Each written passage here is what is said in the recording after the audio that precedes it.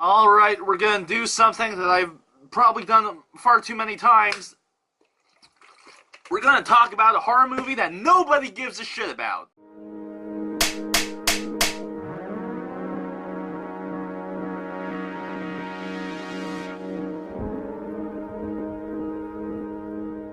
Usually, when I review movies on this channel, I usually review films that are well respected, that are of high quality, that, films that critics love, films that end up on, like, the top 10 best films of the year, or of all time type of lists. But I'm a human being, and I'm also not even in my 20s yet, so at a certain point, I kind of get sick of these quality films too, so usually I just kind of veer into a direction of watching either absolute trash or some stuff that I don't really need to think deeply about. And the genre that I go for are honestly horror movies, because I've mentioned this before. And if you haven't seen the other videos that I have mentioned this before, because I usually mention this when I review really obscure horror movies. My first love were horror movies when it comes to movies in general. Like, I was so obsessed with watching every single classic that that at this point I've basically seen all the classic movies that you can probably name. Name any of them. Name 100 of them. I've probably seen all of them, like, within the first 3 years of me getting into movies. And Alice, Sweet Alice was one of the movies that I've heard about a lot. Usually on the internet. It's got this cult following, and I never really got a chance to watch it, or mostly because it's kind of a hard movie to find. I mean, obviously it's on YouTube, but I kind of want to watch it on TV, and, I don't have the necessary equipment to kind of connect my computer to the TV, but I finally got to see it because I found a file for it. It's not that good. It's not that good, but let's get into the positives first. The film is really good at using, like, really creepy religious imagery, which isn't really special, but here, because the movie's so fucking empty, it actually kind of stands out. It also has a really ballsy beginning for, like, even compared to most horror movies, like, right off the bat, because this film is part of the early movement of slasher films. Before Friday the 13th kind of made the whole thing more mainstream, you had films like Alice, Sweet Alice, or Halloween, or Texas Chainsaw Massacre, kind of, paving the ground for what was going to be overly exploited in the 80s. And usually, in these slasher films, the first person to die is either a teenager who just has sex, or a black guy. Which is not real. I'm not sure if that's a racist thing. It just so happens to be so.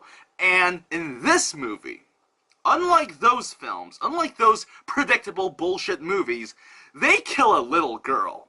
Not only do they kill a little girl, they kill Brooke Shields in this movie. They kill Brooke Shields, and not only do they fucking kill the little girl by choking her to death, they burn her body.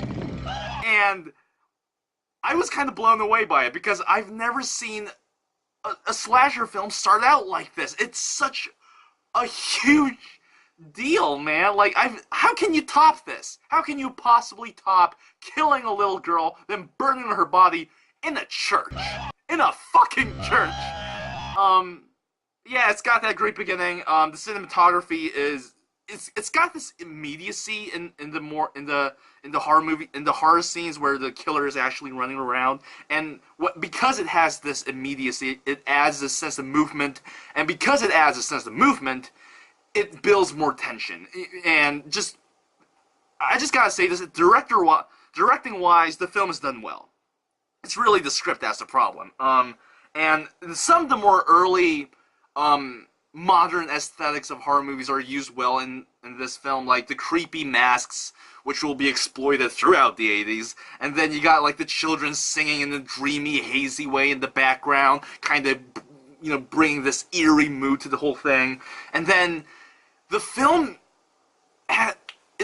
really good using blood, and just the color red. It emphasizes what really is just minor gore. Like, people get stabbed, and, you don't see, like, intestines or anything. Like, people bleed, but people bleed in all kinds of other movies that are not horror films. So here, the gore is very minor. It's barely gore, but the way they use it, the way they frame it, the way they set it, it makes it so much more disturbing. And the best example is this one scene where the killer with the mask, stabs this woman, and the woman starts screaming, and the woman's stabbed in the leg, so she doesn't die. So she crawls outside, and it's raining outside, and as she goes out, and the blood, kind of washes out onto the pavement because of the rain, and she's kind of sitting there screaming and crying in this in a circle of pavement that's soaked with blood.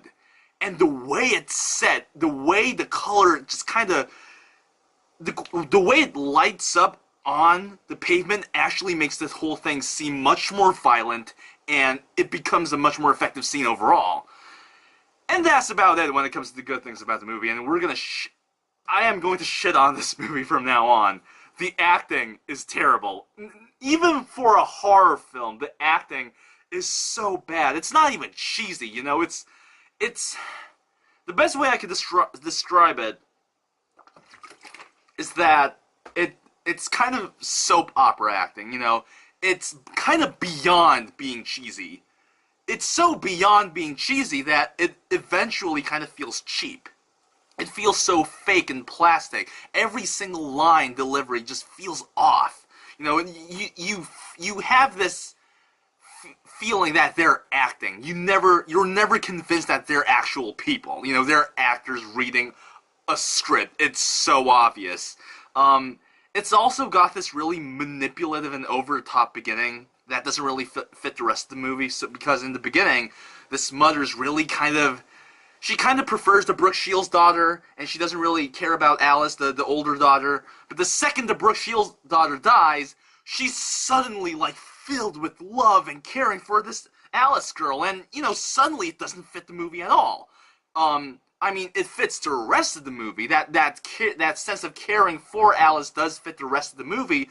But then you realize the beginning of the film doesn't fit with the rest of the movie at all. And then you got this really forced scene where they're trying to establish a romance between the mother and the father who left the family, and it's totally unneeded because, spoiler alert, the father fucking dies like 10 minutes after that scene, so it's completely pointless, and the film flows at a snail's pace. If there's anything that I expect from a cult horror film from the 70s and the 80s, it's a pace that I can enjoy. When I watch a movie like April Fool's Day or Society or fuck it, even something as terrible as Killer Clowns from Outer Space, I expect a pace that's quick, that's simple, that's to the point. But this film actually tries to build atmosphere, and it completely fails because the whole film does feel very cheap, and the acting's just not there for the atmosphere build-up. So, thankfully, the film does kind of become more interesting 40 minutes into the movie. So the first 40 minutes, outside of a few scenes here and there, it's just a complete wasteland of entertainment. But with it, as we get into the 40-minute mark, this sense of mystery starts to build, so you actually get interested. By the 70-minute mark, so the hour and 10-minute mark, the killer is revealed, and the film actually keeps going because it's actually 106 minutes long, and eventually they actually get to a point where they start addressing this underlying theme. So this killer is kind of driven to kill people because of religious guilt, or at least she kind of thinks she's the savior. So she kills these people, but then she's kind of filled with religious guilt, and the cycle just keeps going on. And you think they do something with this, because it is an interesting idea for a cult movie to deal with, because that's a pretty deep thing. Religious guilt is something that fucking Ingmar Bergman talks about. But no, again, they simply, they present the theme, they propose the theme, and they do nothing with it. They just throw it out the window because, you know what? We gotta kill more people. There's gotta be more body count in this goddamn film, and it's nothing. The film's not that good. It's not good. I was very, and if you know anything about my horror movie reviews, you know that I don't mind cult horror films. I gave Society a very positive review. I gave April Fool's Day, this really cheap movie from the 80s starring Biff from fucking Back to the Future with a stupid goddamn twist at the end. I gave that movie a raving review because those movies knew exactly what they were doing. Alice Sweet Alice is trying to be something much deeper. It's trying to be, like, filmmaking wise, it's trying to have that sophistication that The Exorcist had or Rosemary's Baby had, but the acting is not on par with the ambition of the director.